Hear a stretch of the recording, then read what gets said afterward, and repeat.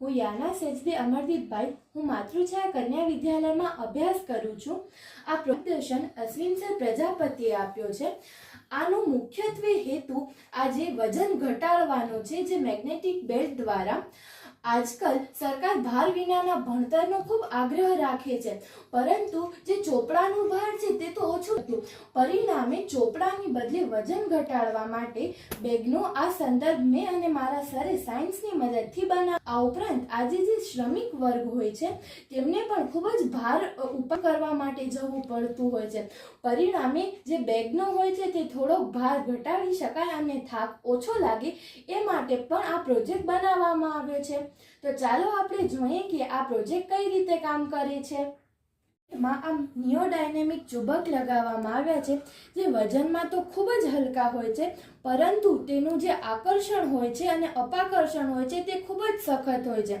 આ ચુંબક ખૂબ જ સખત હોવાથી તેનો ઉપયોગ કરવામાં આવ્યો છે।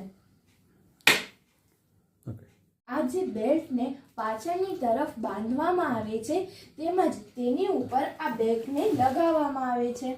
આ બેગ અહીં બેસી જાય છે અને ત્યારબાદ આ સિદ્ધાંત પર કામ કરે છે।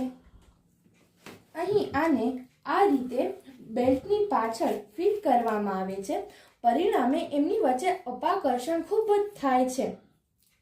અહીં બંને સજાતીય ધ્રુવો રાખવામાં આવ્યા છે। આને જ્યારે બેલ્ટની પાછળ બાંધવામાં આવે છે ત્યારે આનું બળ નીચે તરફ લાગે છે, પરિણામે જે બેગ હોય છે એનું ભાર ઉપર તરફ લાગતા બંને વચ્ચે અપાકર્ષણની ઘટના થાય છે અને ભાર લાગતો નથી। પરિણામે ખભાની બદલે જ્યારે પાછળ તેનો ભાર રાખવામાં આવે છે ત્યારે વ્યક્તિને જરાય થાક લાગતો નથી। આ માટે અહીં અપાકર્ષણના સિદ્ધાંત ઉપર આ પ્રોજેક્ટ બનાવવામાં આવ્યો છે। અહીં નિયોડાયનેમિક જેવા ખૂબ પ્રબળ ચુંબકનો ઉપયોગ કર્યો છે। આનાથી પણ વધુ ચુંબકનો ઉપયોગ કરીને આ ઘટનાને વધુ સારી રીતે કરી શકાય છે।